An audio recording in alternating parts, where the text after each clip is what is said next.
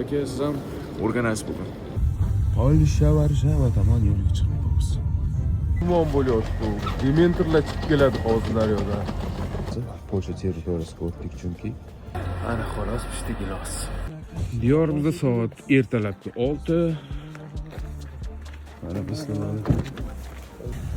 og'iz yoparlikni qilib mana yo'lga chiqdik. Qanday qarab ketamiz deb o'ylaysizlar? Polsha Varshava tomon yo'lga chiqamiz. Legendarniy operatorlar direkt modul hali chiqmaganida, hali tug'ilmaganida, hali planda bo'lmaganida qo'llarida olishgan. Aka, siz ham o'rganasiz bugun.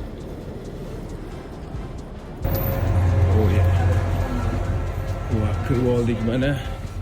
Biz Varshava tomon yo'lga chiqdik. Ana xolos pishdi gilos. Mana Eliyetil-Saks bizni joylanuvchi.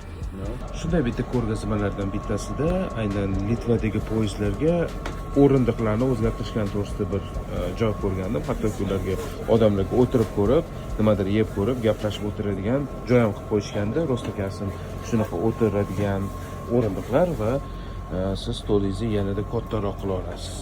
Agar nimadir yemoqchi bo'lsangiz. Albatta, mana bunga gap yo'q. Top-toza. Eskicha emas, qanaqadir bir oldinlari o'sha SSSRskiy bo'ladi.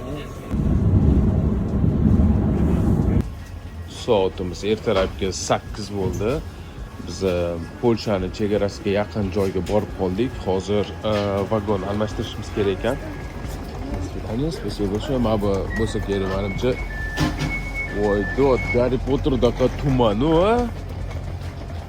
Voy, shu tumon bo'lyapti. Dementorlar chiqib keladi hozir daryoda. Voy, dod. Voy, dod.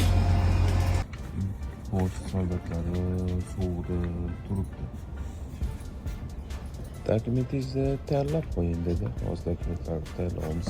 Polsha territoriyasiga o'tdik chunki dokumentlarni qarab qo'yishadi. Aka.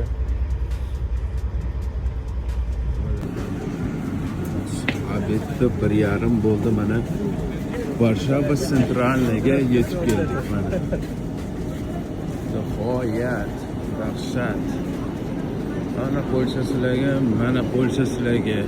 Yer osti yo'liga kirib ketdik. Xuddi metroga kelgandek keldikmi? Yer ustidan chiqib, yer osti yo'liga keldik. Metro deysizlar.